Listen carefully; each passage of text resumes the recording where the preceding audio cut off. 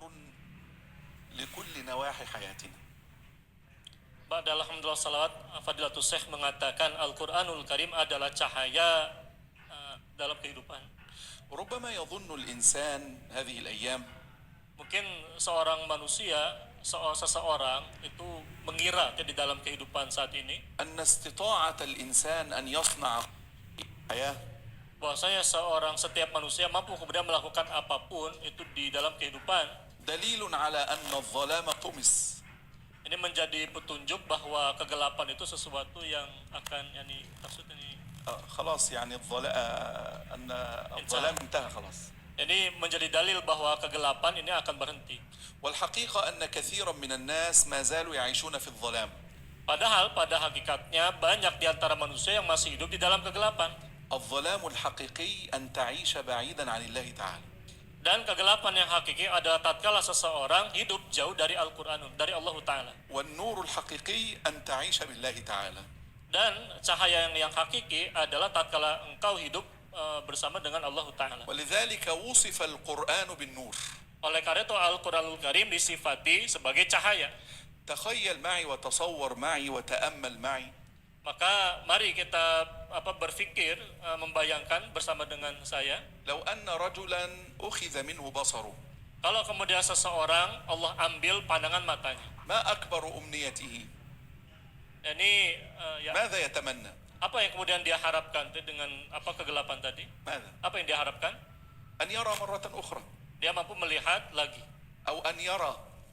Atau ya bisa kemudian melihat. يحب أن يرى النور. Dia tentu ingin melihat suatu cahaya. كانت البشرية قبل محمد صلى الله عليه وسلم Di mana umat manusia sebelum masa Nabi SAW تعيش في الظلمات. jadi mereka hidup di dalam kegelapan-kegelapan. بحاجة إلى النور. Di mana mereka tentu membutuhkan suatu cahaya. فجاء صلى الله عليه وسلم وهو النور المبين. Maka datanglah Nabi SAW dan beliau SAW adalah cahaya yang sangat terang benderang. ونزل عليه القرآن وهو النور المبين. Dan turun pula Al-Quran kepadanya dan dia merupakan cahaya yang terang benderang pula. لنخرج الناس من الظلمات إلى النور. Jadi untuk mengeluarkan manusia dari berbagai macam kegelapan-kegelapan menuju satu cahaya.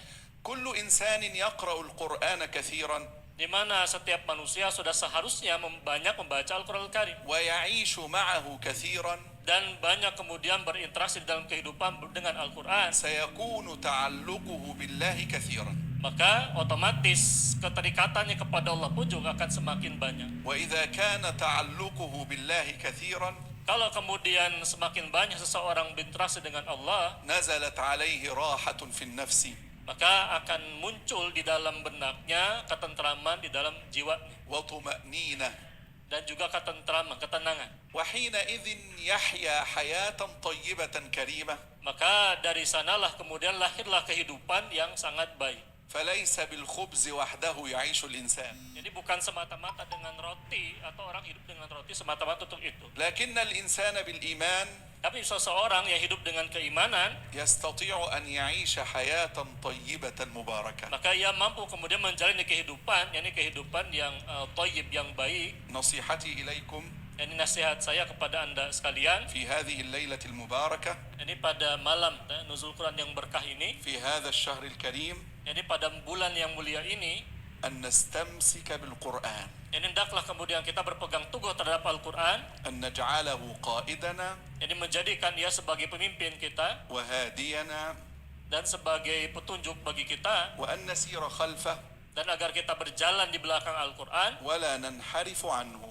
dan tidak kemudian berpaling dari jalan Al-Quran. فهو الصراط المستقيم. Maka ia merupakan jalan yang lurus. الفرصة سانحة Dan dalam di sisi lain kesempatan pun juga terbuka. أن نتعلم تلاوة القرآن Terbuka untuk kita untuk mempelajari bacaan Al-Quran. عبر هذه البرامج ما شاء الله الكثيرة في إندونيسيا Ini dengan mengikuti berbagai macam program yang berlimpah di negeri ini, أونلاين وأوفلاين. baik via online maupun juga offline. ليس لنا حجة عند الله تعالى. Maka kita tidak memiliki hujah sama sekali di hadapan Allah untuk tidak belajar. المصحف الذي معك Dan mushaf yang ada di tangan Anda مكتوب بالنطق باللغة الإندونيسية وباللغة العربية. yakni mampu kemudian dilafalkan baik dengan pelafalan وأحكام bahasa Arab, التجويد bahasa Arab. واضحة Begitu pula hukum tajwid yang jelas, والمقرئون ولله الحمد كثر dan banyaknya para pembaca Quran yang tersebar di negeri-negeri. ومعاهد تحفيظ القرآن كثر Begitu pula terbuka, tapi banyaknya mahat-mahat Al-Quran. فما حجتنا أمام الله تعالى Lalu apa kemudian hujah kita, alasan kita di hadapan Allah untuk tidak belajar? إن جئنا يوم القيامة ولم نحسن التلاوة Di mana tatkala kita kemudian datang pada hari kiamat, lalu kita tidak memperbaiki bacaan Al-Quran kita. نفعني الله وإياكم بالقرآن العظيم Semoga kemudian Allah mudahkan kita dengan Al-Quran Al-Karim. والله أعلم Allah alam bisawab. Masya Allah.